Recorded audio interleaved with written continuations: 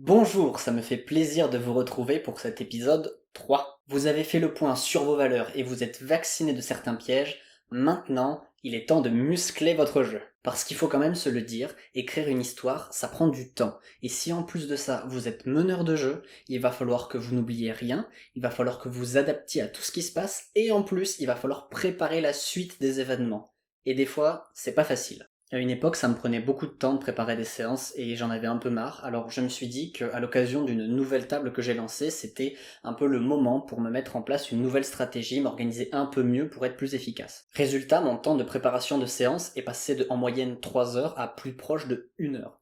Et c'était beaucoup plus facile de gérer les séances et de les préparer. Et vu que la méthode que j'ai mis en place a porté ses fruits, c'est l'occasion de la partager avec vous. Je vais présenter ça dans le cadre du jeu de rôle pour contextualiser, mais dites-vous bien que cette méthode peut tout à fait s'appliquer si vous écrivez le nouveau chapitre d'une histoire ou un épisode de série. Et surtout, c'est une méthode transportable. Vous pouvez faire ça depuis un petit carnet à peu près n'importe quand, durant une pause café, dans les transports en commun, lors d'une promenade, c'est comme vous voulez, vous n'êtes pas obligé de faire tout en un seul bloc. Donc, 4 étapes pour gagner du temps et préparer des histoires. Voyons ça tout de suite. Et pour vous montrer concrètement comment ça fonctionne, je vais vous sortir une petite histoire, mais lapidaire, hein, qui a été faite en 5 secondes, vraiment la petite bribe d'idée qui vous passe, vous l'attrapez, voilà. Vous pouvez même prendre un conte de fées et vous effacer les noms, ce sera la même chose. Un groupe d'aventuriers composé d'une voleuse au grand cœur, d'un soldat rebelle mais gentil, d'un druide et d'une magicienne un peu curieuse, vont dans une ville pour tuer un monstre, et dans la ville, il y a un capitaine de la garde qui est un petit peu autoritaire.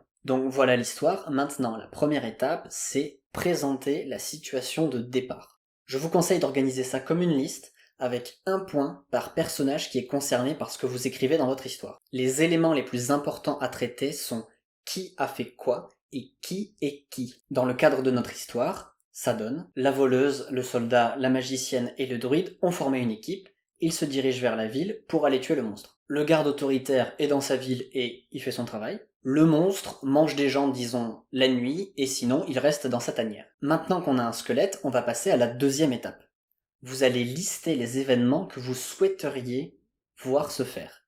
Et j'ai bien dit souhaiteriez. Déjà parce que en jeu de rôle, il n'y a pas grand chose qui est gravé dans le marbre, et aussi parce que les idées peuvent évoluer au fur et à mesure de votre processus créatif. Exemple d'événements souhaités, l'équipe arrive en ville, trouve le monstre et le tue, et à un moment donné de l'histoire, le capitaine de la garde, va chercher à embêter l'équipe parce que il est autoritaire et il ne leur fait pas confiance. Ouais, donc là super, on a l'histoire en entier, c'est fini.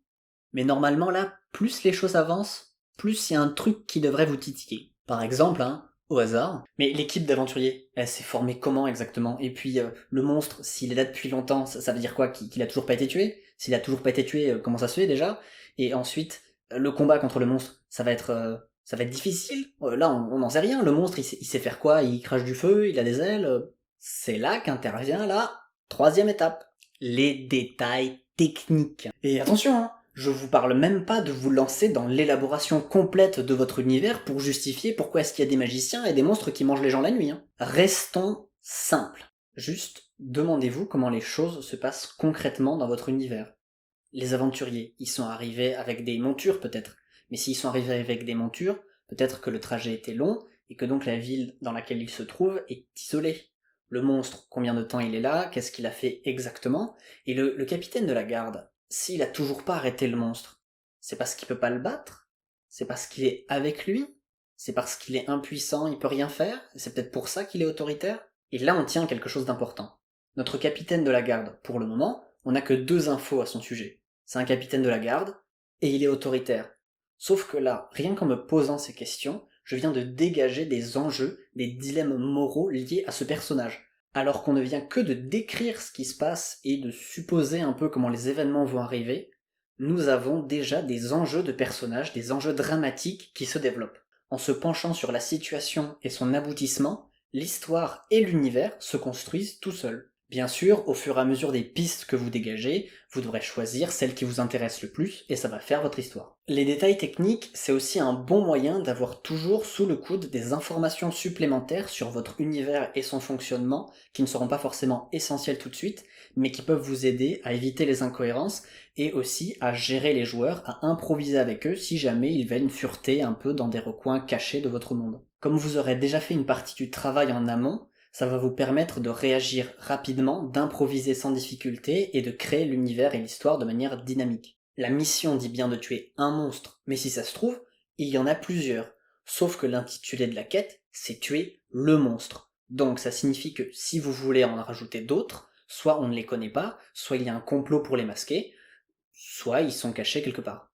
L'idée c'est qu'à force de pratique, ça devienne un réflexe. Vous musclez votre capacité à créer des événements cohérents et à être réactif vis-à-vis de toutes les nouvelles informations que vous pourrez recevoir, soit de la part de vos joueurs, soit du futur chapitre que vous êtes en train d'écrire. Cela dit, vous pourriez vous demander pourquoi est-ce que je préconise de faire les événements souhaités avant les détails techniques, alors que les détails techniques, ça peut annuler des événements qui avaient été prévus. Eh bien en fait, c'est parce qu'en commençant par ce que vous aimeriez faire, ça vous permet de déterminer un peu les émotions, les types d'actions que vous vouliez voir. Et si jamais ils doivent être annulés par votre cohérence, votre développement d'univers, eh bien vous pouvez vous dire, ok, pourquoi j'ai voulu traiter de ça? Pourquoi je veux qu'il batte le monstre, ou qu'il perde, quelque chose comme ça? Quelle thématique j'ai voulu mettre? Et vous allez pouvoir comme ça affiner finalement, et prendre un chemin détourné, mais au final raconter le plus important, c'est-à-dire ce qui vous plaît. Le garde, est-ce qu'il est autoritaire uniquement pour être un frein à l'équipe? Dans ce cas, c'est une espèce de méchant. Ou bien est-ce que au départ, c'est un ennemi un peu méfiant, mais après, voyant que les héros réussissent à triompher de leur quête, il devient quelqu'un qui reconnaît leurs valeurs et permet de montrer l'impact des aventuriers sur leur entourage et les effets bénéfiques qu'ils ont? C'est vous qui voyez. Enfin, la dernière étape pour consolider votre histoire, c'est de faire un résumé du décor et des acteurs. Pour vous aider, j'ai 2 livres qui font ça très bien, sur lesquels on va pouvoir s'inspirer. Dans Uburoi, vous avez les protagonistes sur une colonne, et à côté, on va dire les figurants.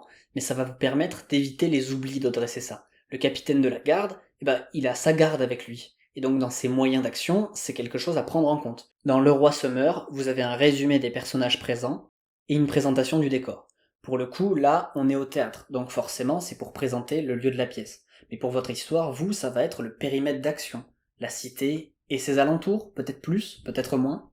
Notre héros druide, peut-être qu'il est venu en chemin avec des créatures magiques qu'il a invoquées. Si ça se trouve, les montures même de son groupe sont des monstres à lui. Ça pourrait être utile, ça, par exemple, pour combattre le monstre. Voilà, maintenant vous avez tout ce qu'il faut pour fabriquer des histoires n'importe où, n'importe quand. Si vous-même vous avez des astuces à partager ou qu'il y a des sujets de vidéos que vous aimeriez que je traite plus tard, n'hésitez pas, il y a un espace commentaire juste en dessous. Quant à moi, je vous laisse, j'ai des histoires sur le feu. Hop!